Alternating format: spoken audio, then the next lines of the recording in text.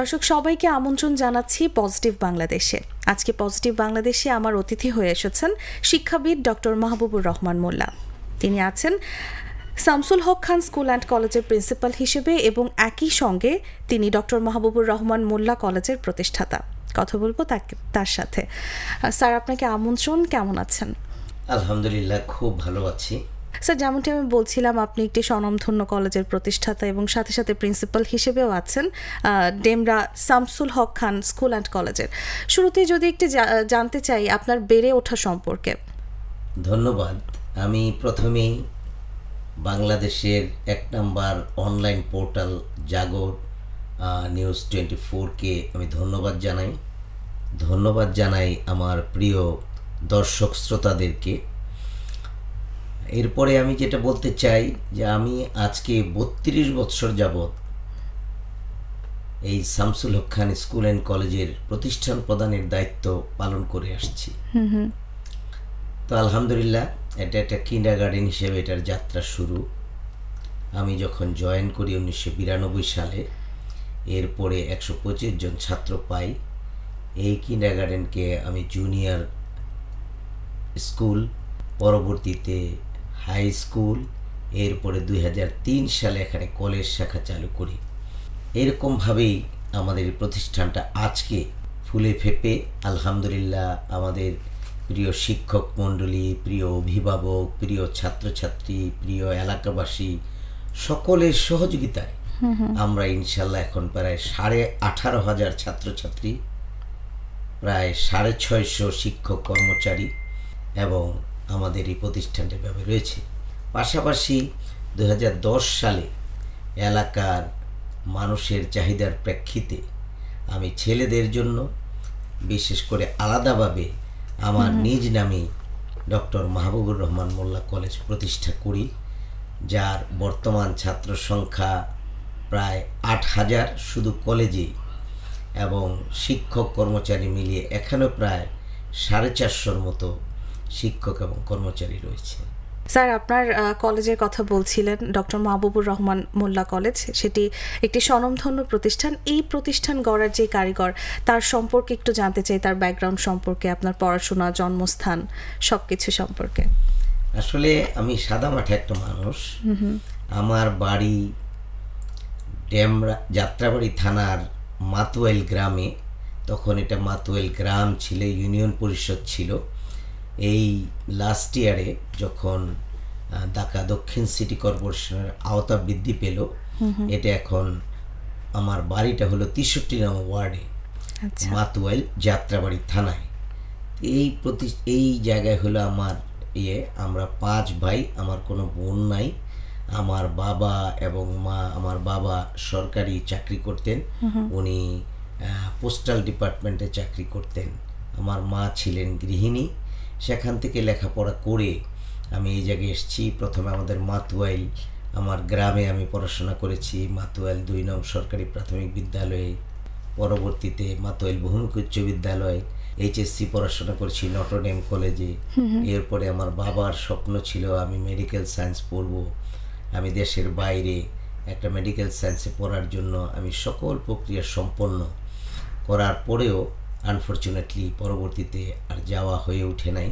আমি এরপরে শহীদ সরওয়ার্দী কলেজ এবং জগন্নাথ কলেজে পড়াশোনা করি এবং সর্বশেষ ঢাকা ইউনিভার্সিটিতে পড়ে স্নাতক পাশ করেই এই প্রতিষ্ঠানে যুক্ত হই এবং আমার জীবনটা এই জায়গায় সম্পূর্ণটা আমি ব্যয় করি। আমার জীবন যৌবন যে মূল সময়টা আমার জীবনের, এটা আমি প্রতিষ্ঠানকে দিয়ে আমি আজকে এই জায়গায় আসছি। এবং সময়ের প্রয়োজনেই ডক্টর মাহবুবুর রহমান মোল্লা কলেজ এখানে প্রতিষ্ঠা করি, যেটা একটা প্রথম ভাড়া বাড়িতে, পরবর্তীতে জায়গা কিনে আমরা বিল্ডিং করেছি। পরে আমরা এটা এখান থেকে প্রত্যাবর্তন করেছি, ফিরে চলো আপন ঠিকানায়। সম্প্রতি এইচএসসি পরীক্ষার রেজাল্ট দিয়েছে আমরা জানি, এবং ভয়াবহ একটি বিপর্যয় আমরা দেখেছি ফলাফলে। এর কারণ হিসেবে আপনি কি বলবেন? আসলে এটা আমি বিপর্যয় বলবো না, আমি বলবো এটা একটা স্বাভাবিক কার্যক্রম। একটা শিক্ষা প্রতিষ্ঠান থেকে পরীক্ষা দিবে এবং রেজাল্ট হবে, এইটাই বাস্তবতা। কিন্তু বিগত দিনে যে বিষয়টা ছিল সেখানে অনেক ধরনের আমরা তো মাঠ পর্যায়ের একেবারে মাঠে থাকি, আমরা সেই জায়গাটা দেখেছি, সেখানে একটা ব্যতিক্রম বিষয় ছিল। এই বছর যেটা হয়েছে এটা একেবারে ঠিকঠাক ছিল, যার কারণেই রিয়েলিটি আমাদের যেটা, এই রিয়েলিটি যদি আমরা মেনে নিই বাস্তবতা, তাহলে আমাদের রেজাল্ট ঠিক আছে। কিন্তু এরপরেও আমি মাঠের কর্মী হিসেবে বলতে চাই, এটাকে আমরা আরেকটু ডেভেলপ করতে পারতাম।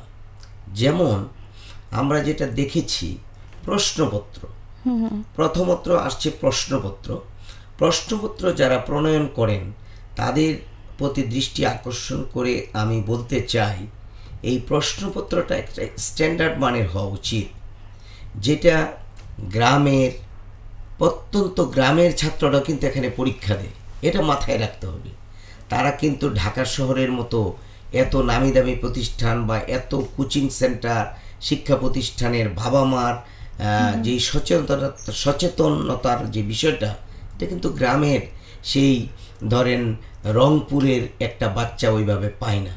তো যার কারণে প্রশ্নপত্র একটা স্ট্যান্ডার্ড হইলে তখন ছাত্রছাত্রীদের মানে পরীক্ষা দেওয়ার সময় তাদের একটা মাইন্ড সেট আপ হয়। তা আমরা এবার দেখেছি ইংরেজি প্রশ্নপত্র অনেক কঠিন হয়েছে, সায়েন্সের কেমিস্ট্রি প্রশ্ন কঠিন হয়েছে, সায়েন্সের ম্যাথ প্রশ্ন কঠিন হয়েছে, অর্থাৎ ধারাবাহিকতার বাইরে। আমরা বলতে চাই না প্রশ্ন সহজ করতে, আমি একজন শিক্ষক হিসেবে বলবো প্রশ্নপত্র হবে একটা স্ট্যান্ডার্ড, যে একটা গ্রামের ছেলে পরীক্ষা দেয়, একটা শহরের ছেলে পরীক্ষা দেয়, এটা মাথায় রেখে প্রশ্ন করতে হবে। আমি যদি মাস্টার ডিগ্রি পাস, অনার্স পড়েছি, আমি যদি মনে করি আমি আমার মতো কেউ প্রতিদ্বন্দ্বিতা করে পরীক্ষাটা দিবে, তাহলে তাদের প্রশ্ন ঠিক আছে। এই জায়গায় যেমন একটা বিষয় আছে, আরেকটা অত্যন্ত গুরুত্বপূর্ণ বিষয়, আমরা যখন পড়াশোনা করেছি এই সময়টাতে আমরা দেখেছি ইংরেজি কম্পোজিশন দেওয়া হয় যে 3টা রচনা থেকে একটা রচনা লিখবে। এখন এই বছর বা আমার ছেলেমেয়েরা পরীক্ষা দিয়েছে একটা থেকে একটা, দেয়ার ইজ নো অল্টারনেট। তো একটা গ্রামের ছেলে বা মেয়ে তার পক্ষে এই সমসাময়িক বিষয়টা নাও জানার থাকতে পারে। সেই জন্য বিগত দিনে তো পড়াশোনা করে আমরা এখানে আসছি, যারা সচিব হয়েছেন, যারা আরও বড় বড় জায়গা আছেন, তারা তো এইভাবে পড়ে আসছেন। তো এইটা আমি বিনীতভাবে অনুরোধ করব, এই জায়গাটা সংস্কার করার জন্য একটা স্ট্যান্ডার্ড প্রশ্ন হবে, মানসম্মত। এইটা একটা বিষয়। পরীক্ষার হল আমরা যদি বলি, পরীক্ষার হলটা আমি আগেই বলেছি, আগের বিষয়টা একটু ব্যতিক্রম ছিল, এইবার স্ট্যান্ডার্ড ছিল। আমি ধন্যবাদ জানাই, স্বাগত জানাই। পরীক্ষার খাতা দেখার বিষয়টা লিবারেল ছিল, এবার স্ট্যান্ডার্ড হয়েছে। একটা ছাত্র যা পাওয়ার যোগ্য তাকে সেই নম্বরই প্রদান করা হয়েছে। এই জন্য আমি ঢাকা বোর্ডকে স্বাগত জানাই, ধন্যবাদ জানাই। তো প্রশ্ন হলো যে কেন খারাপ হলো, সামগ্রিক চিন্তা চেতনার মধ্য দিয়ে যদি আমি বলতে চাই, সেটা হলো এইবার যেই একটা বিপ্লব হয়েছে, গণ অভ্যুত্থান হয়েছে, যার মধ্য দিয়ে আমরা নতুন বাংলাদেশ পেয়েছি, আমরা আজকে নতুন একটা বাংলাদেশের কথা বলছি। এইরকম একটি জায়গায় আমাদের এই সন্তানেরা সেই বিপ্লবের সাথী হয়েছিল, সেই বিপ্লবের মধ্যে তারা গিয়েছিল। তাদের পরীক্ষা দেওয়ার 2-4 মাস আগেই ঘটনাটা ঘটেছে। তো সেই জায়গায় তাদের ট্রমাটাও কাটেনি। তারা এমন হয়েছে যে পরীক্ষা তাদের দিতে হবে কি হবে না, পরীক্ষা তারা দিবে কি দিবে না, অনিশ্চয়তার মধ্য দিয়ে তাদের এই সময়টা কাটছিল। তারা এই দীর্ঘ সময় আন্দোলনের প্রেক্ষাপটে থাকার কারণে তাদের লেখাপড়ার প্রতি মনোযোগ ছিল না, তাদের পরীক্ষার হবে এইরকম অনিশ্চয়তা থাকার কারণে তাদের প্রস্তুতিটাও ভালো ছিল না। সব কিছু মিলিয়ে তারা আসলে পরীক্ষা দেওয়ার জন্য একেবারেই অপ্রস্তুত ছিল। তো এই নিয়ে তারা পরীক্ষার হলে গিয়েছে। একে তো প্রশ্নপত্র একটু অপেক্ষাকৃত একটু কঠিন হয়েছে, একটা স্ট্যান্ডার্ড হলে তাদের জন্য ভালো হতো। দ্বিতীয়ত বিগত দিনের মতো তারা যা শুনেছে, সেই পরীক্ষার হলটা ছিল স্ট্যান্ডার্ড, পরীক্ষার খাতা দেখাটা ছিল স্ট্যান্ডার্ড, যার কারণে সব কিছু মিলিয়ে তাদের এই ট্রমার মধ্য থেকে তাদের যেই প্রিপারেশন নেওয়ার কথা ছিল সেটাও হয় নাই, এবং বাকিগুলোর মধ্যে সেই অনিশ্চয়তা বা সব কিছু মিলিয়ে তাদের এই রেজাল্টটা খারাপ হয়েছে। তবে আমি আশা করব এবং আমি আশা রাখি তারা এই জায়গাটাকে উত্তরণ করতে পারবে। তারা অকৃতকার্য হয়েছে দেখেই তাদের জীবন শেষ হয়ে যায়নি, তারা আবার সুন্দরভাবে বেড়ে উঠবে এবং এগিয়ে যাবে ইনশাআল্লাহ। একদমই স্যার, খুব সুন্দরভাবে ব্যাখ্যা করছিলেন আসলে, কারণ এইচএসসি পরীক্ষার ফলটা নিয়ে কিন্তু ব্যাপক আলোচনা সৃষ্টি হয়েছে। খুব সুন্দরভাবে ব্যাখ্যা করছিলেন স্যার। 2025-এর শেষে আমরা এখন অবস্থান করছি, তো এইখানে দাঁড়িয়ে আপনার কি মনে হয় যে আমাদের শিক্ষার মানটাকে আপনি কিভাবে ব্যাখ্যা করবেন, এবং আপনার কি মনে হয় যে শিক্ষার মানটাকে এখন শুধু রেজাল্ট নির্ভর, নাকি উন্নত বিশ্বের মতো আমাদেরও স্কিল ডেভেলপের দিকে অগ্রসর হওয়া উচিত? অনেক অনেক ধন্যবাদ আপনাকে অত্যন্ত সময় উপযোগী একটা প্রশ্ন করার জন্য। আমি মনে করি এখন আমাদের যে অবস্থা, তাতে করে বিএমএ পাশ করে লক্ষ লক্ষ হাজার হাজার বলবো না আমি, লক্ষ লক্ষ বেকার প্রোডাকশন হয়ে এক জায়গায় জমা হয়ে আছে, যার কারণে আমাদের এখানে কলেজে আপনার নিয়োগ পরীক্ষা হয়, আমরা দেখি মালির, আমরা দেখি পিওনের যে পোস্টে পরীক্ষায় অংশগ্রহণ করে এমএ পাস ছাত্রছাত্রী। এইটা আমাদের ব্যর্থতা। হয়রাজ যদি আপনি যে কথাটা বলেছেন যে স্কিল ডেভেলপ, এই লেখাপড়ায় যদি আমরা তাদেরকে উৎসাহিত করতে পারি, তাহলে আমি মনে করি ব্যক্তিগতভাবে ওই ছাত্রছাত্রী উপকৃত হবে, তার ফ্যামিলি উপকৃত হবে আর্থিকভাবে, এবং এই দেশ এগিয়ে যাবে। আমরা নতুন বাংলাদেশে আসছি। আমি মনে করি আপনার এই প্রশ্নের মাধ্যমে যদি আমরা এই জায়গাটাকে আরও ডেভেলপ করতে পারি, আমাদের কারিগরি শিক্ষাটাকে আরও সামনের দিকে এগিয়ে নিয়ে যেতে পারি, তাহলে আমি দৃঢ়ভাবে বিশ্বাস করি আমাদের এই জায়গাটা অত্যন্ত চমৎকারভাবে আমরা এগিয়ে নিয়ে যেতে পারবো। যেমন আপনাকে বলি, আমি চায়নার গুইলিন ইউনিভার্সিটি অফ টেকনোলজির সাথে আমি একটা চুক্তি করেছি, এমওইউ হয়েছে। সেখানে কি বিষয়ের উপরে?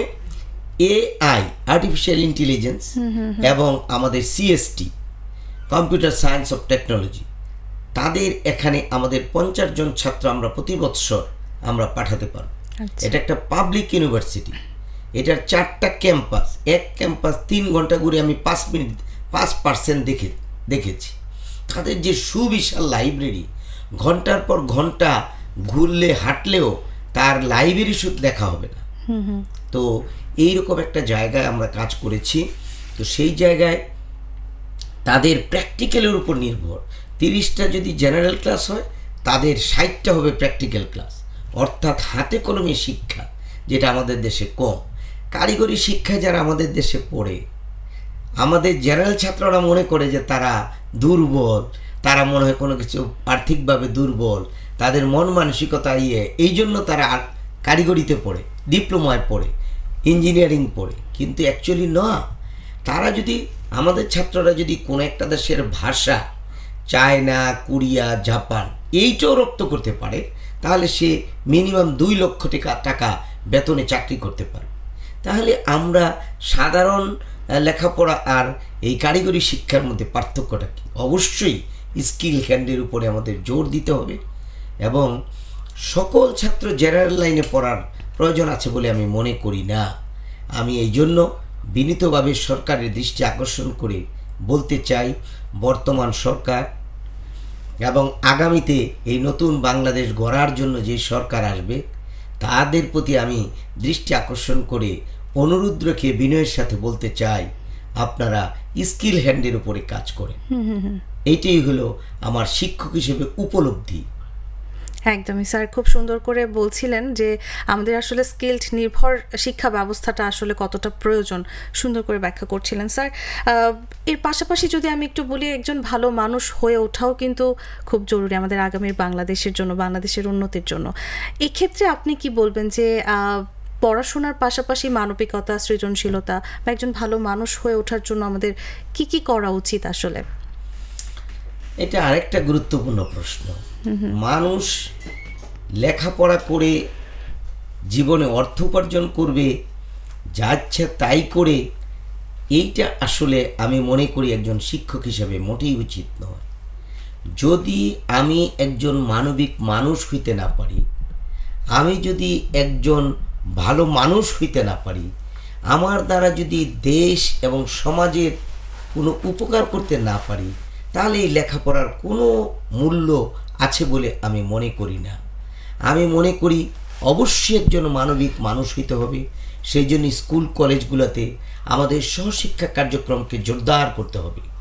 যেমন আমার শামসুল হক খান স্কুল অ্যান্ড কলেজ এবং ডক্টর মাহবুবুর রহমান মোল্লা কলেজে সহশিক্ষা কার্যক্রমের ব্যাপক কার্যক্রম।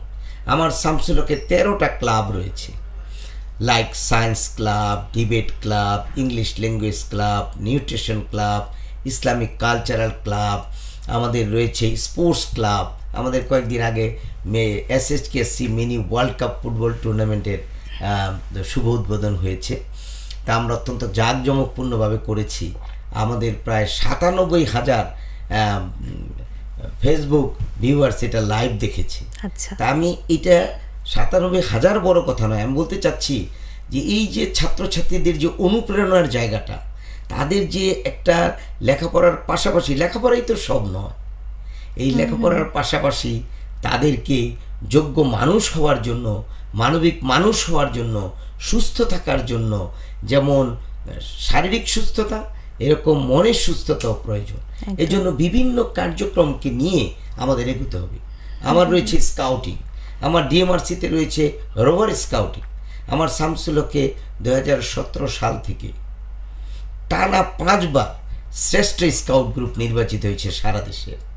আপনি জেনে আনন্দিত হবেন, এই PS এবং শাপলা কাপ অ্যাওয়ার্ড এটা প্রতি বছরে আমার প্রতিষ্ঠান থেকে শ্রেষ্ঠত্ব অর্জন করে। এই বছরও সারা বাংলাদেশে সবচেয়ে বেশি সংখ্যক শাপলা কাপ অ্যাওয়ার্ড 55 জন পেয়েছে শামসুল হক খান স্কুল অ্যান্ড কলেজের শিক্ষার্থীরা। পাশাপাশি 14 জন পেয়েছে PS প্রেসিডেন্ট স্কাউট অ্যাওয়ার্ড। অর্থাৎ আমি বলতে চাই সামগ্রিকভাবে এই জায়গাটা দরকার। আরেকটা অত্যন্ত গুরুত্বপূর্ণ বিষয়, এটা আপনারা আমরা সবাই স্বীকার করতে বাধ্য হব, যে আমাদের যে মোবাইল ফোনটা, আমাদের বিশেষ করে 9, 10 এবং একাদশ দ্বাদশ শ্রেণীর ছাত্র ছাত্রীরা রাত জেগে এইটার নেগেটিভিটি, যেই সমস্ত নিউজ বা যে সমস্ত কিছু দেখা যায়, এগুলা তারা সারা রাত ভরে দেখে, যার কারণে আমাদের দিনের বেলা তাদের শরীর লেখাপড়ার জন্য যেমন ফিট না, তাকে সুস্থ থাকার জন্য যেমন ফিট না, তারা কাজ করতে পারে না। এটা গ্রাম বলি আর শহর বলি, এই সব জায়গায় এই পরিস্থিতি। একদমই স্যার। এইটা থেকে যদি পরিত্রাণ করতে আমরা না পারি, তাহলে আমাদের অবস্থা ভয়াবহ হবে। আমরা বিশ্ব সাহিত্য কেন্দ্রের বই পড়াই ছাত্রদেরকে, এবং আমার এখানে গত বছর 300 পুরস্কার পেয়েছে আব্দুল হাফিজ সাইদ স্যার, নিজে সোহরাওয়ার্দীর মাঠে দিয়েছে। তা আমরা এরকম কিশোর আলো, আমরা বিজ্ঞান চিন্তা, এই সমস্ত বই আমার ছেলেমেয়েদেরকে পড়তে হবে। এখন তো তারা পড়তে চায় না। ইভেন আপনি জেনে অবাক হবেন, তারা পাঠ্য বইও পড়তে চায় না, শুধু AI দিয়ে বলে এইটা করে দাও, তারা লিখে দিবে। এইরকমটা অবস্থা। এই জন্য আমি মনে করি এই মোবাইল ফোনের দৌরাত্ম্য আমাদের শিক্ষক, আমাদের অভিভাবক, আমাদের পরিবার পরিজন, আমাদের সমাজ, আমাদের প্রশাসন, সবাইকে এই জায়গায় মনে হয় একটু সচেতন হওয়া প্রয়োজন। তাহলে আমাদের সন্তানরা ওই জায়গাটায় আরও ভালো করবে ইনশাল্লাহ। সাম্প্রতিক সময়ে আমরা দেখি রেজাল্ট খারাপ হলে অনেকেই সুইসাইড অ্যাটেম্প্ট করে।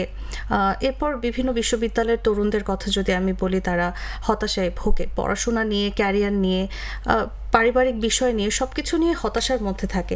এই হতাশা থেকে উত্তরণের জন্য আসলে তরুণদের জন্য আপনার কি বলার আছে? আসলে আমি এর আগেও বলেছি, যারা অকৃতকার্য হয়েছে তাদের জীবন শেষ হয়ে যায়নি, এটা এমন কোনো বিষয় নয়। কিন্তু আসলে স্যার, পারিপার্শ্বের বা আশেপাশের লোকজন, আত্মীয় স্বজন, সবারই কিন্তু রেজাল্ট হলেই সবাই অপেক্ষা করে যে ফোন দিয়ে রেজাল্টটা জানতে চাবো। কোনো মতে যদি রেজাল্ট খারাপ হয়, তাহলে কিন্তু অনেক রকমের জবাবদিহি তাদের করতে হয়, এবং বাবা মায়েরও কিন্তু একটা প্রেশার থাকে যে রেজাল্ট খারাপ হলে কিন্তু এটা হবে সেটা হবে, অনেক রকমের কথা কিন্তু তারা বলে। একই সাথে ভবিষ্যৎ নিয়েও আসলে তারা চিন্তিত থাকে যে ক্যারিয়ারে একটা এফেক্ট পড়বে কিনা।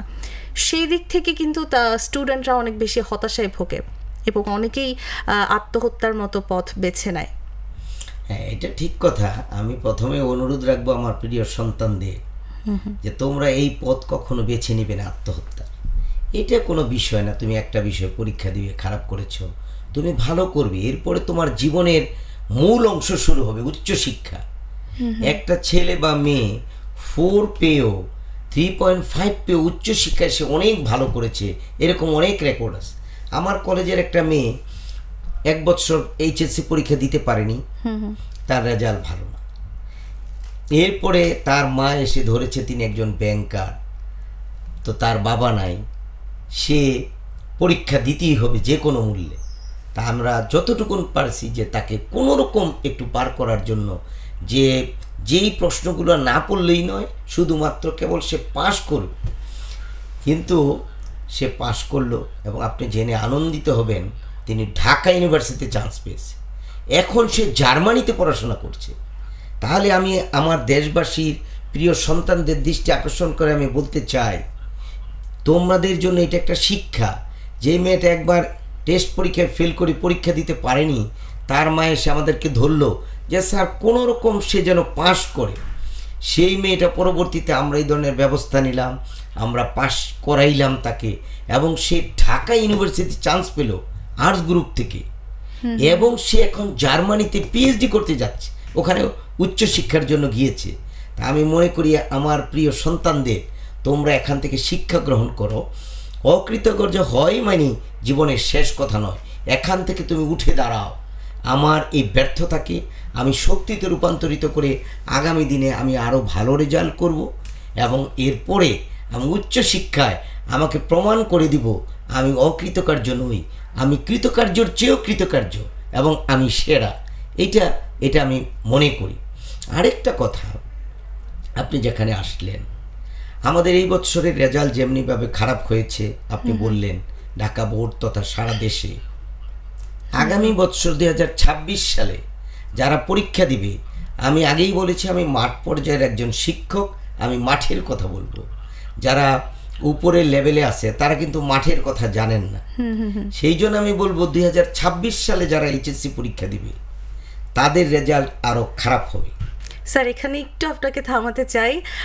বলছিলেন আপনি যেহেতু মাঠ পর্যায়ে আছেন এবং বলছিলেন যে আগামী বছরের রেজাল্ট আরও খারাপ হবে, এর কারণটা জানতে চাই। কেন আগামী বছর তথা 2026 সালের রেজাল্ট খারাপ হবে? এই কথাটা আমি বলতে গিয়ে যেটা বলতে চাই, আমরা মাঠের লোক হিসেবে যেটা জানি সেটা হলো, ধরেন এই ছেলেমেয়েরাও আমাদের গণ অভ্যুত্থান, আমাদের বিপ্লবের সাথে তারা জড়িত ছিল, এবং এই এসএসসি পরীক্ষা থেকে ধরে তাদের এই কার্যক্রম সবাই এটার মধ্যে ছিল। তাদের ভর্তি, তাদের ক্লাস শুরু হয়েছে প্রায় 4 থেকে 5 মাস পরে। এখন বোর্ড কর্তৃক তাদের সিলেবাস দেওয়া হয়েছে সম্পূর্ণ বই, যেখানে 2025 সালে তারা পারল না, সংক্ষিপ্ত করে দেওয়ার পরেও একই ঘটনা তো ওদেরও। ওরা 4-5 মাস পরে পরীক্ষা শুরু হচ্ছে, পাশাপাশি তাদের পরীক্ষা যথাসময়ে হবে, মাঝখানে তাদের যে সময় ইন্টারমিডিয়েট সিলেবাস আপনার আমরা পড়েছি অনেক বিশাল, এসএসসির চেয়ে সাগরের মতো, ওটা যদি একটা পুকুর হয় তাহলে এই সিলেবাস তারা কিভাবে শেষ করবে? আমি ইতিমধ্যেই পাঠ্যপুস্তক বোর্ডের সেক্রেটারি মহোদয়ের শরণাপন্ন হয়েছি যে স্যার এই কথাটা কেউ বলবে না, আমি সাহস করে আপনার এখানে এসেছি আমাদের সন্তানদের কথা বিবেচনা করে সারা দেশে, যে সারা দেশের চিত্র খুব খারাপ।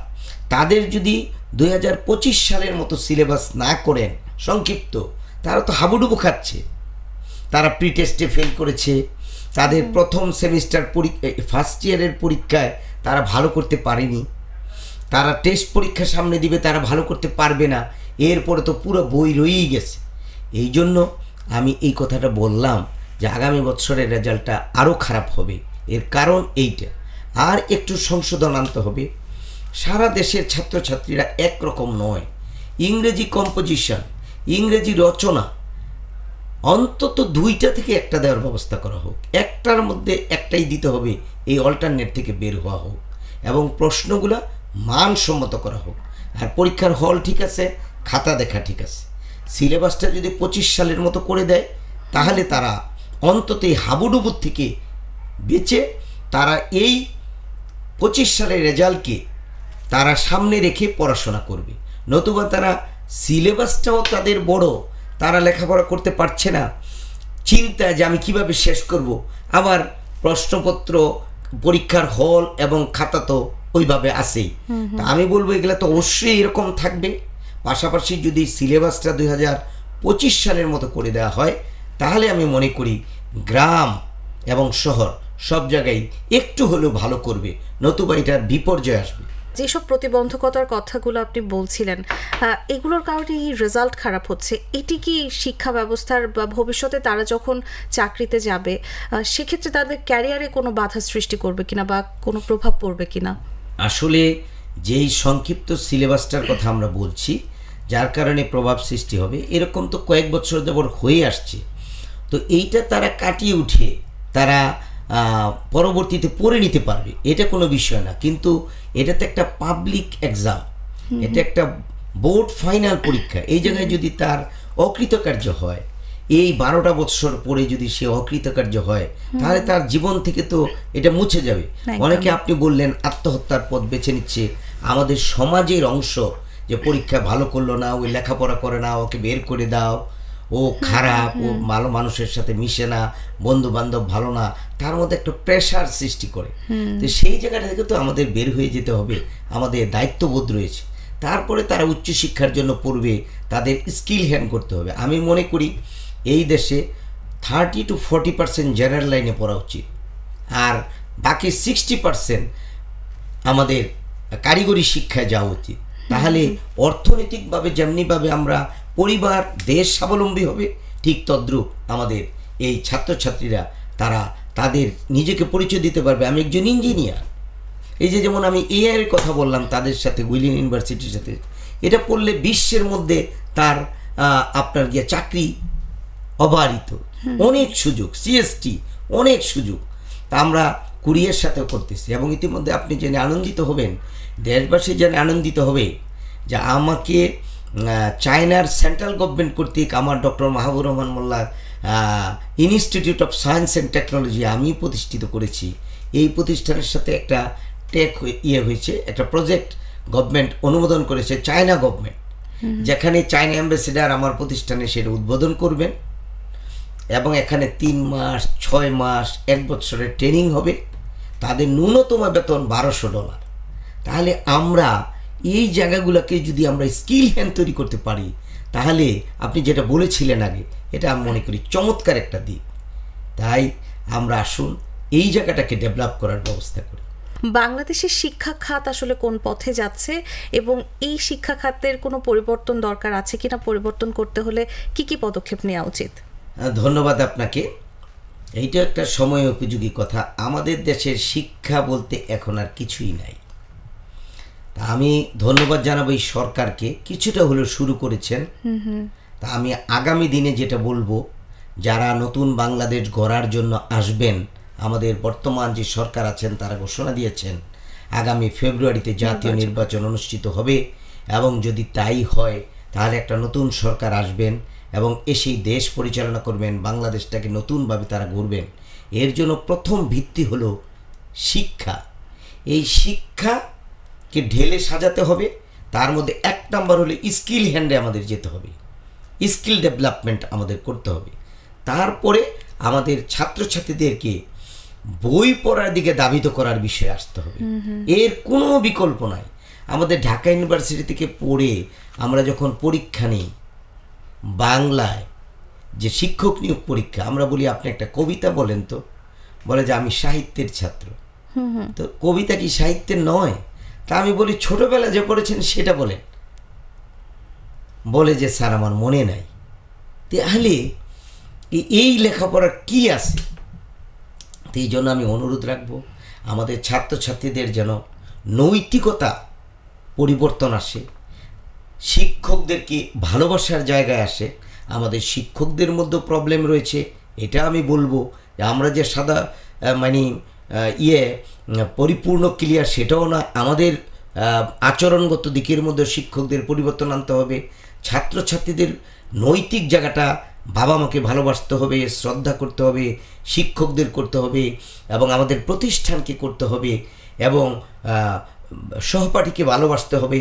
পাশাপাশি আমি মনে করি আমাদের সমাজের ছোট্ট ছোট্ট করে কাজ করতে হবে, যেমন স্কাউটিং বা এই যে বিভিন্ন ক্লাবের মাধ্যমে তাদের মন মানসিকতাকে এগিয়ে নিয়ে যাওয়ার জন্য, একজন মানবিক মানুষ হওয়ার জন্য, একজন সুন্দর মানুষ হওয়ার জন্য তাদের এটা প্রয়োজন। এইটাই আমার কথা, যে তারা যদি এইভাবে এগিয়ে যায় তাহলে বিজয় সুনিশ্চিত। যদি লক্ষ্য থাকে অটুট, বিশ্বাস হৃদয়ে, হবেই হবে দেখা, দেখা হবে বিজয়। এইটাই আমার তাদের কাছে অনুরোধ থাকবে। তারা অনেক মেধাবী, আমাদের প্রিয় শিক্ষার্থীরা বর্তমানে যারা আছে তারা আমাদের চেয়ে অনেক অনেক মেধাবী, কিন্তু এই মেধাটাকে তারা যদি প্রপার ইউটিলাইজেশন করতে পারে, বই পড়া এবং স্কিল ডেভেলপমেন্টের মধ্যে তারা অনেক কিছু আবিষ্কার করে ফেলতে পারবে। এই জায়গাটার প্রতি আমি বিনীত অনুরোধ রাখবো আমার সন্তানদের প্রতি, সন্তানতুল্য ছাত্রছাত্রীদের প্রতি, আমার স্নেহের ছাত্রছাত্রীদের প্রতি, যে তোমরা বই পড়ো, তোমাদের স্কিল ডেভেলপ করো, এবং তোমরা দেশ জাতির জন্য কাজে লেগে যাও। তাহলে তোমার উপকার হবে, তোমার পরিবারের উপকার হবে, এবং দেশের উপকার হবে। শিক্ষা ব্যবস্থা নিয়ে কথা বলছিলাম এবং খুব সুন্দর সুন্দর পরামর্শ পেয়েছি আপনার কাছ থেকে। আমরা একেবারে শেষ পর্যায়ে চলে এসেছি। আমরাও চাইবো যে বাংলাদেশের শিক্ষার মান যেন আরও উন্নত হয় এবং তরুণদের ভবিষ্যৎ যেন উজ্জ্বল হয়। আপনাকে অসংখ্য ধন্যবাদ আমাদের সময় দেওয়ার জন্য। আপনাকে অনেক ধন্যবাদ। আমাদের সারা বাংলাদেশের অত্যন্ত প্রিয় নিউজ পোর্টাল জাগো 24কে আমি ধন্যবাদ জানাচ্ছি, এবং প্রিয় দেশবাসী যারা আমাদের এই কথা শুনলেন তাদেরকে আমি ধন্যবাদ জানাচ্ছি। এই প্রিয় ছাত্রছাত্রীদের শেষে আমি উদ্দেশ্য করে একটা কথা বলতে চাই, তোমরা হতাশ হবে না। অকৃতকার্য এমন কোনো বিষয় নয়, তোমরা সুইসাইডের মতো বিষয় বেছে নেবে না, তোমরা এগিয়ে যাবে দুর্বার গতিতে। তোমাদের হাতেই বাংলাদেশ, নতুন বাংলাদেশ নতুনভাবে গড়ে উঠবে। ধন্যবাদ সকলকে। দর্শক, পজিটিভ বাংলাদেশের একেবারে শেষ পর্যায়ে চলে এসেছি আমরা আজ। যারা এতক্ষণ আমাদের সাথে ছিলেন তাদেরকে অসংখ্য ধন্যবাদ জানিয়ে আজ এখানেই বিদায় নিচ্ছি। সবাই ভালো থাকবেন, সুস্থ থাকবেন এবং জাগো নিউজের সঙ্গেই থাকবেন। ধন্যবাদ।